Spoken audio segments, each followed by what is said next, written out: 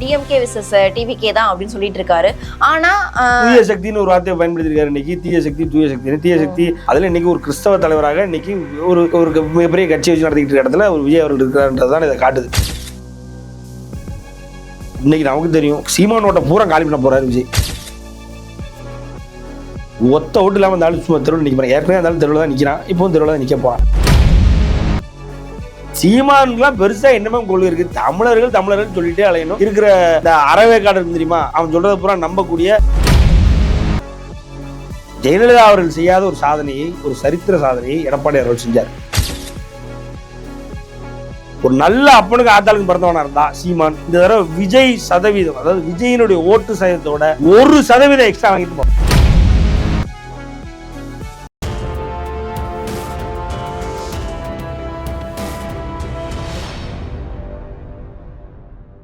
You Tamil நேயர்களுக்கு வணக்கம். நான் உங்கள் பிருந்தாசங்கர். இன்று நம்மோடு சிறப்பு விருந்தினராக இணைந்திருப்பது அரசியல் விமர்சகர் சத்யன் ராமசாமி அவர்கள். வணக்கம். டிஎம்கே விசஸ் டிவிகே தான் அப்படின்னு சொல்லிட்டு இருக்காரு. ஆனா தூய சக்தின்னு ஒரு வார்த்தையை பயன்படுத்திருக்காரு இன்னைக்கு. தீய சக்தி தூய சக்தி தீய சக்தி அதிமுகவில் ஏறக்குறைய ஜெயலலிதா அவர்கள் வந்து கருணாநிதி கொடுத்த அந்த ஒரு வார்த்தையை இன்னைக்கு பயன்படுத்திருக்காரு. தூய சக்தி அப்படின்றது இவர் கிறிஸ்தவர்ன்றனால பயன்படுத்துறாருன்னு தெரியல. தூய அப்படின்ற வார்த்தைலாம் வந்து பெரிய வழக்காடு மொழியில் வரக்கூடிய வார்த்தை கிடையாது. நீங்கள் நானும் எத்தனை தடவை பேசும்போது தூய அப்படின்ற வார்த்தையை பயன்படுத்திருப்போம் அப்படின்னா நம்ம வாழ்க்கையில் ஒரு தடவை கூட பயன்படுத்திக்க மாட்டோம். உண்மைதான், கேஷுவலாக வராது. அதெல்லாம் வந்து பிளான்டு வார்த்தை. இவனை எழுதி கொடுத்துருக்காங்க. பட் ஆனால் இது வந்து ஒரு கிறிஸ்தவ மதத்துக்கான ஒரு வார்த்தை. இன்னைக்கு கிறிஸ்தவர்கள் எல்லாத்துக்குமே ஒரு இயக்கம் இருந்தது நீண்ட காலமாக. கிறிஸ்தவத்தை பின்பற்றக்கூடிய ஒரு நபர் வந்து ஒரு மிகப்பெரிய ஒரு எழுச்சி வாய்ந்த நபராக, ஒரு கட்சியை சார்ந்தவராகவோ அப்படின்னா ஒரு மிகப்பெரிய பொறுப்பிலவோ ஏதோ ஒரு நம்மளை ரெப்ரசன்ட் பண்ணுற ஒரு ஆள் பெரிய அளவில் வரணும்டா அப்படின்னு அவங்க எதிர்பார்த்துட்டு இருந்தாங்க. அதில் இன்னைக்கு ஒரு கிறிஸ்தவ தலைவராக இன்னைக்கு ஒரு மிகப்பெரிய கட்சி வச்சு நடத்திக்கிட்டு இருக்க இடத்துல ஒரு விஜய் அவர்கள் இருக்கிறான்றது தான் இதை காட்டுது. என்னன்னா இன்னைக்கு விஜய்க்கு எந்த ஓட்டு பூரா நம்ம உங்களுக்கு தெரியும், எனக்கு தெரியும். உங்களோட கேள்வி நான் விட்டுறேன், இதை மட்டும் முடிச்சுட்டு விட்டுறேன். இன்னைக்கு நமக்கு தெரியும் சீமானோட பூரா காலி பண்ண போறாரு விஜய். ஒத்த ஓட்டு இல்லாமல் இருந்தாலும் சும்மா தெருவில் நிற்க போறேன். ஏற்கனவே இருந்தாலும் தெருவில் தான் நிற்கிறான், இப்பவும் தெருவில் தான் நிற்க போறான். அந்த ஓட்டை பூரா கொஞ்சம் கலெக்ட் பண்ணிட்டு மிச்சம் மீதி இருக்கிற பாஜக சரியான திமுகவுக்கும் அதிமுகவுக்கும் போகாம மிச்சம் மீதி இருக்கிற கிறிஸ்தவ வாக்குகளை சேகரிக்கப்படும். 4% 4.5% சேகரிக்க போறாரு. இதுதான் உண்மை, இதுதான் கலை யதார்த்தம். இதுக்கு தான் இவ்வளவு சண்டை. இதுக்கு தான் தூய சக்தி அந்த மாதிரி வார்த்தைகளை அப்படிலாம் பயன்படுத்திட்டு இன்னைக்கு மடைமாற்றம் செஞ்சுட்டு அலைஞ்சிட்டு. கண்டிப்பா சார், என்னுடைய அடுத்த கேள்வி அதுவாக தான் இருந்தது. இப்போ பாத்தீங்க அப்படின்னா நீங்க சொல்றீங்க என்டிகே உடைய ஓட்டுகளை தான் இவர் வாங்க போறோம். இப்போ என்டிஏக்கு கிட்டத்தட்ட 8.2% வாக்குகள் இருக்கு. அந்த வாக்குகள் எல்லாம் கொள்கை ரீதியா அவர்களை புரிந்தவர்கள் போட்ட வாக்குகள் அப்படின்னு ஒவ்வொரு மேடைகளிலுமே சீமான் அவர்கள் சொல்லிட்டு இருக்காங்க. அப்படிப்பட்ட ஓட்டை இவரால் எப்படி பிரிக்க முடியும் அப்படின்ற ஒரு கேள்வி இருக்கு. திமுக எதிர்ப்பு வாக்குகள், அண்ணா திமுக எதிர்ப்பு வாக்குகள், இவர்களை தவிர்த்து அதாவது மாற்று கட்சி வேணும் அப்படின்னு நினைக்கக்கூடியவர்களுடைய வாக்கு மட்டும்தான் தாவேகாவிற்கு போகும் அப்படின்ற ஒரு நிலை வந்து இருக்கிறதா மக்கள் மத்தியில ஒரு நரேட்டிவ் இருக்கு. இதை மீறி எப்படி சார் நீங்க வந்து என்டிகே உடைய ஓட்டை வந்து நீங்க வாங்குவாங்கன்னு நீங்க சொல்றீங்க? என்டிகேல என்ன கொள்கை இருக்கு? ஒன்றும் கொள்கை இல்லை, எதையாவது பேசிக்கிட்டே இருக்கணும், அவ்வளவுதான் என்டிகேவோட கொள்கை. அவன்கிட்ட என்ன கொள்கை இருக்கு பெருசா? நீங்க நாம் தமிழர் கட்சி ஓகே, தமிழர்களுக்கு தனி தேசியம் தமிழ் தேசியம் வேணும், தமிழர்களை முன்னுரிமைப்படுத்தணும், எல்லாத்தையும் மற்றவனை கூட அடிச்சு வரட்டணும், இவ்வளவுதானே. இதுதான் சுத்தி வேற மாதிரி பேசிட்டு மற்றவர்கள் அடிச்சு விரட்டணும் அப்படின்னு எந்த இடத்துலயுமே சீமான் அவர்களை பயன்படுத்தவே இல்லையே சார். ஏன் பயன்படுத்தலாம்? அதெல்லாம் பயன்படுத்திருக்காரு மேம். நீங்க எதுக்கு நீ அந்த இடத்துல நீ தெலுங்குல போட்ட? தெலுங்கன் தான் ஆள்றான், தெலுங்கு ஆளக்கூடாது. தமிழ்நாட்டை தமிழர்கள் ஆளணும் அப்படின்னு நினைக்கிறதுல தப்பு இல்லையே சார். அதுதானே சொல்றேன்னா, அது மட்டும் தானே அவங்களோட கொள்கை. வேற என்ன கொள்கை இருக்கு? தெலுங்கு ஆளக்கூடாது, தமிழ் ஆளணும், அவங்களுக்கு முன்னுரிமை எதுவும் கொடுக்க கூடாது. தமிழ்நாட்டை தெலுங்கர் ஆண்டா ரைட்டுன்னு சொல்ல வரீங்களா? இவ்வளவு நாள் அதான் நடந்துகிட்டு இருக்கு மேம். எல்லா ஊர்லயும் நடந்துகிட்டு இருக்கிறதா மேம், புதுசா கிடையாது மேம். எல்லா ஊர்லயும் எல்லா இடங்களையும் நடந்துகிட்டு இருக்கிறதா மேம். இப்போ நான் இன்னொன்னு கேட்கறேனே, சிங்களவர்களுடைய மண் அது. நீங்க போய் இருந்துகிட்டு அந்த இடத்துல மட்டும் எனக்கு தனி தேசியம் கொடுன்னு கேட்குறீங்க. அப்ப அவன் அடிக்க மாட்டானா? அப்போ அவன் அடிச்சா மட்டும் அடிச்சிட்டான்றீங்க. அது இந்த மாதிரி நியாயம்? அது அவன் ஊர், ஸ்ரீலங்கை அவன் ஊர். நீங்கள் அதில் வந்து நீங்களும் அங்கே புலம்பெயர்ந்து அங்கே இருக்கக்கூடியவங்க தான். அங்கே அவன் பெரும்பான்மை, தமிழ்நாட்டுக்குள்ளே தமிழர்கள் பெரும்பான்மைன்றதுனால இங்கே இருக்கிறவன் எவனுமே வந்து முக்கியமான பொறுப்புகள் எதுலையும் வரக்கூடாதுன்றீங்க நீங்கள். கரெக்டாக? அப்போது பெரும்பான்மை இருக்கக்கூடிய ஸ்ரீலங்காவில் அங்கே சிங்களம் தான் பெரும்பான்மையாக இருக்கான். அப்போ அவன் தமிழர்களுக்கு யாரும் வரக்கூடாதுன்றான். அதில் என்ன உங்கள் வாதம் அவன் வாதம் கரெக்டு தானே? அப்போ அவன் அடித்தா மட்டும் அடிச்சிட்டான்றீங்க. சீமானுக்குலாம் பெருசா என்னமே கொள்கை இருக்கு. தமிழர்கள் சொல்லிட்டே அலையணும். இருக்கிற இந்த அறவேக்காடு இருக்கு தெரியுமா, அவன் சொல்றதை பூரா நம்பக்கூடிய அதாவது இன்னைக்கு எமோஷன் இன்னைக்கு வாழ்க்கையில எல்லா மனிதனுடைய ஒரு இயல்பே என்னன்னா எமோஷன்ஸை பிக் பண்றதா. ஒரு சில பேர் லவ் எமோஷன் அலைஞ்சிட்டு இருப்பான், ஒரு சில பேர் சாப்பாடு எமோஷன் அலைஞ்சிட்டு இருப்பான். அந்த நைட்டு 2 மணிக்கு பிரியாணி போட்டாலும் சரி, காலங்காத்தால ஐஸ்கிரீம் திங்க போகிறது அது இதுன்னு அலைஞ்சிட்டு இருப்பானுங்க. அந்த மாதிரி ஏதாவது ஒரு எமோஷனை பிக் பண்ணாமல் அலைவான். அப்போ இந்த தமிழ்னு பேசக்கூடிய ஒரு எமோஷனை கனெக்ட் பண்ணுறதுக்கு ஒரு கூட்டம் இருக்குது. அந்த 35 லட்சம் ஓட்டும் தமிழாக அது அந்த எமோஷனால் வந்ததானா அது இல்லை, அது நான் சொல்கிறேன். அப்படி தமிழர்களை முன்னிறுத்தி பேசி எவனை வேணாலும் அந்த மனம் இந்த மனம்னு கேட்டுட்டு நல்லா அப்பனுக்கு பிறந்திருக்கியா நல்லா ஆத்தாளுக்கு பிறந்திருக்கியான்னு இவங்க வெரிஃபை பண்ணிட்டு இதை பேசிக்கிட்டு இன்னைக்கு ஃபோர்ஸாக இருக்கிறானுங்க. அதனால் அவனுக்கு வந்து இன்னைக்கு பெரிய ஆளாக தெரியுறானுங்க. அது என்ன 2-3 பேர் தானே மேம் அதுக்கு அந்த கட்சியில் அவன் அந்த 2-3 பேர் தவிர எவனுக்கு தெரியும்? அந்த கட்சியில் எவனுக்கு தெரியும்? எங்கே சொல்லுங்க பார்ப்போம். இப்போ நம்ம உட்காந்துருக்கோமே, இது என்ன தேனாம்பட்ட வேட்பாளர் அந்த கட்சியில் எவனுக்கு தெரியும் சொல்லுங்க? எவனுக்குமே தெரியாது. 1008 வேட்பாளர் யாருன்னு சொல்லுங்க, தெரியாது. அவன் கட்சிக்காரனுக்கு தெரியாதே பெரிய கதை. அதை அவரே சொல்றாரு. சீமானே ஒரு இடத்துல அவனே என்ன சொல்லுவான்னா, என் கட்சியில் எவன் நிற்கிறானே தெரியாது, ஆனால் என் சின்னத்தை தேடி ஓட்டு போட்டுட்டு இருக்காங்க, எல்லாரும் ஓட்டு போட்டு தான் நான் ஜெயிச்சிட்டேன், 35 லட்சம். அதெல்லாம் ஒன்றும் இல்லை மேம். இன்னைக்கு ஒரு விஷயம் நீங்கள் புரிஞ்சுக்கோங்க, எப்படி 35 லட்சம் ஓட்டு இவருக்கு வந்துச்சுன்றதை புரிஞ்சுக்கோங்களேன். ஜெயலலிதா அவர்கள் செய்யாத ஒரு சாதனையை, ஒரு சரித்திர சாதனையை எடப்பாடி அவர்கள் செஞ்சார். எப்படின்னா, எதிர்கட்சி தலைவராக, எதிர்கட்சி தான் அந்த தடவை அதிமுக அப்படின்னு டிசைட் ஆகும்போது, எதிர்கட்சி தலைவராக ஜெயலலிதா அவர்கள் இருக்கும் பொழுது எப்பயுமே 75 தொகுதியில் தன்னோட கையில் வச்சுட்டு இருந்ததே இல்லை. மாறாக அது கம்மியாக தான் இருக்காங்க. ஜெயலலிதா அவர்களாலே எதிர்கட்சியாக இருக்கும்பொழுது 75 தொகுதியில் பிடிக்க முடியல. ஆனால் எடப்பாடி அவர்கள் 75 தொகுதி பிடிச்சிட்டாரு. அப்போ ஜெயலலிதா அவர்கள் எடப்பாடியார் பெரிய ஆளா அப்படின்னா, ஆப்போனண்ட் வீக்கு. இன்னைக்கு கருணாநிதி அவர்கள் இருந்திருந்தாருன்னா, இப்போ கருணாநிதி வெர்சஸ் எடப்பாடியார்னு வந்திருந்ததுன்னா, எடப்பாடியார் ஜெயலலிதா கீழே போயிருப்பாரு. அங்கே வீக்கு ஸ்டாலின். அதனால ஸ்டாலினுக்கு ஓட்டா, அவருக்கு எப்படி ஓட்டு போட அப்படின்னு அந்த ஓட்டு பூரா செதுருது. அதை பூரா பிறக்கிட்டா அந்த ஆள். அவ்வளோதான், சிம்பிள். ரொம்ப பெரிய நான் என் கொள்கைக்காக ஓட்டு போட்டேன் வச்சேன் 35 லட்சத்தை நான் அவங்க யூஸ் பண்ணுற, அன்றாடம் யூஸ் பண்ணுற அந்த வசனத்தை யூஸ் பண்ணுறேன். ஒரு நல்ல என்ன சொல்கிறது, அப்பனுக்கு ஆத்தாளுக்கு அது வசனமே வர மாட்டேங்குது பாருங்க நமக்குலாம்.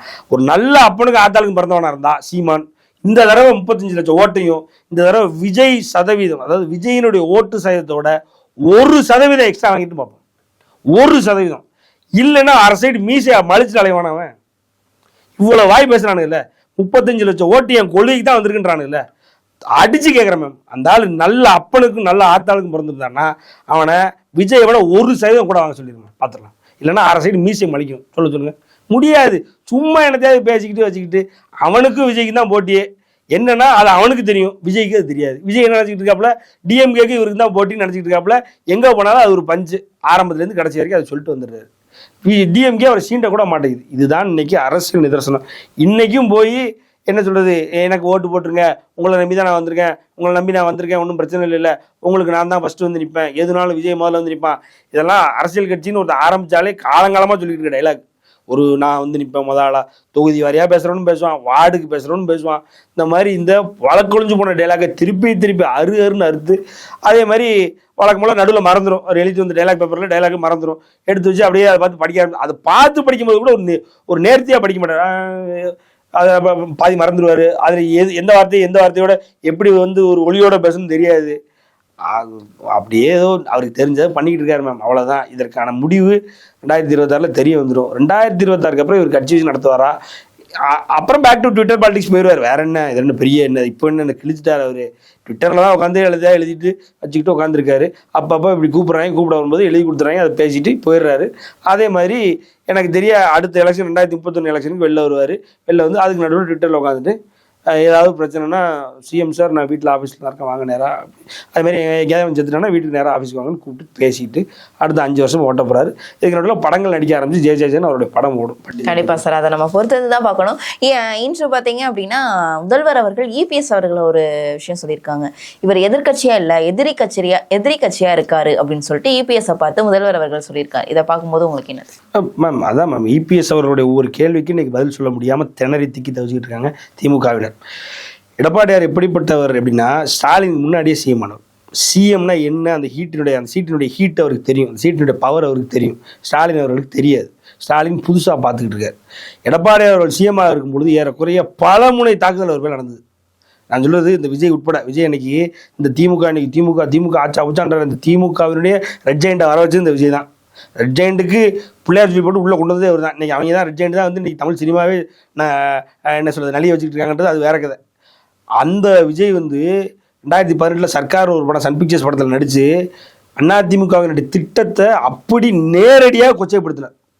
விஜய்க்குலாம் அந்த தைரியமே கிடையாது. அந்த தைரியத்தை கொடுத்தது அதிமுக, சாரி திமுக வந்து சன் பிக்சர்ஸ். அதை மிக்சியை கொண்டு போய் தீல போட்டாங்க. அதை போட்டது யாருன்னா டேரக்டர். அப்போ எவ்வளோ வழிச்சாட்டி, அதெல்லாம் எவ்வளோ பெரிய தைரியம். அப்படிப்பட்ட விஜய் போன்றவர்களாம் அன்னைக்கு எடப்பாடியாருக்கு குடைச்சல் கொடுத்தாங்க. இன்னைக்காவது ஏதோ ரெண்டு அங்கே சீமான்ற இடத்துல கத்திக்கிட்டு இருப்பான், இங்கே மற்ற அதாவது இன்னைக்கு பாஜக கத்திக்கிட்டு இருக்கோம், ரைட்டு. அன்னைக்கு திமுக பாஜக எல்லாம் நாமளையிலிருந்து சீமானிலிருந்து எல்லா ஆளுங்கட்சியிலும் அவ்வளோ விமர்சனம்.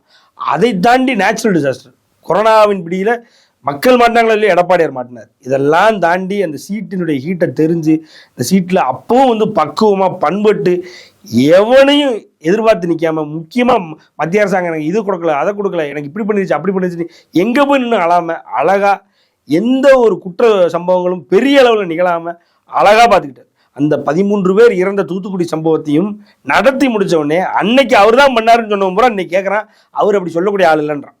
சார், அதே எடப்பாடி பழனிசாமி அவர்கள் தான் தூத்துக்குடி சம்பவத்தை பார்த்து நான் டிவியில பார்த்து தான் தெரிஞ்சுக்கிட்டேன் அப்படின்னு. அதுதானே மேம் ஒரு நீங்க என்ன இருக்கீங்க அப்படின்னா என்னை கேட்கும்போது நான் அதுக்கு என்னெல்லாம் பதில் சொல்லியிருப்பேன் தெரியுமா? உளவுத்துறையிட்டேருந்து எனக்கு ஒரு நியூஸ் வந்து அந்த நியூஸ்லாம் இப்படி நடந்துருச்சு, அதுக்கப்புறம் எனக்கு இப்படி தெரியும், எனக்கு அந்த நியூஸ் வந்து எனக்கு இன்டர்நேஷ்னல் லெவலில் எனக்கு ஒரு கான்டாக்ட் இருக்குது, அது மூலிமா எனக்கு வச்சது முதல்ல எனக்கு தெரிய வந்துச்சு, நான் அது இப்படி பண்ணேன் அப்படி என்ன வேணாலும் நான் உருட்டிக்கலாம். ஆனால் நியாயமாக மனசாட்சி இப்படி மனசுக்கு உண்மையாக நீ கேட்குற கேள்வி உனக்கு நான் நியாயமாக இருக்கணும், உனக்கு நான் உண்மையாக சத்தியமாக இருக்கணும், நான் பார்த்தது இல்லை தான்ப்பா அப்படின்னு ஒரு மனுஷனால இவ்வளவு வெள்ளந்தியா மனசுல இருக்கிறத உண்மையை பேசுறது உங்களுக்கு என்ன பிரச்சனை சார்? அப்போ மக்களுடைய பிரச்சனைகளை உற்று நோக்கல அப்படின்றது எடப்பாடி அவர்கள் மேல இருக்க குற்றச்சாட்டுன்றதா? அது குற்றச்சாட்டு, தவறு என்ன? இதே எதுக்கு தவறுன்றீங்க? நீ குற்றச்சாட்டு வைங்க, அப்படிதான் 100 வைக்கிறீங்களே, 1 லட்சம் வைக்கிறீங்களே. எடப்பாடியார் ஆட்சியில குற்றச்சாட்டுனாலே அது தவறு தானே சார்? அப்படி கிடையாது. அலிகேஷன் வேற, தவறு வேற. Mistake is different, allegation is different. நான் தப்பு பண்ணனா தவறு, நான் தப்பு பண்றேன் அப்படின்னு நீங்க குற்றச்சாட்டு வைக்கிறதுனா சரிங்க சார். அந்த குற்றச்சாட்டுனாலதான் அந்த பிரச்சனை நடந்திருக்கு. அங்க 13 பேருடைய உயிர் போயிருக்கு.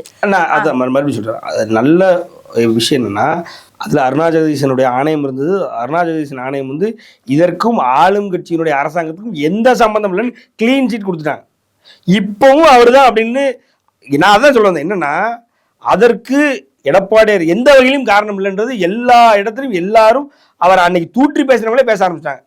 அப்போ அப்படின்றதுனால இன்னும் நீங்கள் அவர் மேலே நான் என்ன சொல்ல வர்றேன்னா, அவர் இருக்கும் பொழுது அட்லீஸ்ட் இன்னைக்கு இருந்த சட்ட ஒழுங்கு சீர்கேடு இல்லை, ரைட்டுங்களா? என்னன்னா அவ்வளோ அரசியல் பண்ணாங்க. ஆனால் மாறாக அந்த மனிதர் வந்து ஏறக்குறைய 3 வருடங்கள் அரசியல் பண்ணவே இல்லை. என்ன நினைக்கிறாரு? ஸ்டாலின் அவர்கள் புதுசாக அந்த இடத்துக்கு போயிருக்கிறாரு. ரொம்ப கஷ்டம், அவர் அரசு நடத்துறது ரொம்ப கஷ்டம். அதனால நம்ம விட்டு பிடிச்சாரு. இன்னைக்கு ஒரு 6 மாதம் நெருக்கிறதுக்கு அவங்ககிட்ட பதிலே இல்லை. என்ன எழுச்சி தமிழர் அண்ணன் எடப்பாடியாரோட எழுச்சி பயணம்னு ஒரு போர்டை போட்டு தமிழகத்தை மீட்போம், தமிழ் மக்களை காப்போம், அவ்வளோதான். இன்னைக்கு மாநிலம் முழுவதும் ஒவ்வொரு மாவட்ட வாரியாக தொகுதி வாரியாக 200 தொகுதியில் ஏறக்குறைய ரீச் பண்ணி பேசிக்கிட்டு இருக்காரு.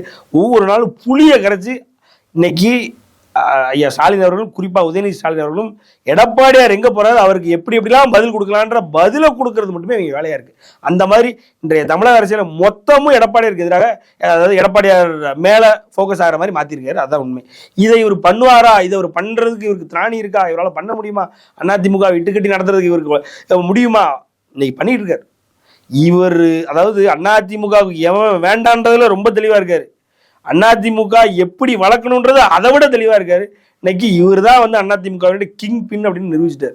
அதனால வந்து இன்னைக்கு அரசியலில் இன்னைக்கு இவர் என்ன கேள்வி கேட்டாலும் இவரை பற்றி ஸ்டாலின் அவர்கள் ரெஸ்பான்ஸ் பண்ணி தான் ஆகணும். ஸ்டாலின் அவர்கள் வந்து யாரு எதிர் எதையாவது ஒன்று சொல்லி புலம்பிதான் ஆகணும். இன்னைக்கு எடப்பாடியார் மீறி இன்னைக்கு தமிழக அரசியல் கிடையாது.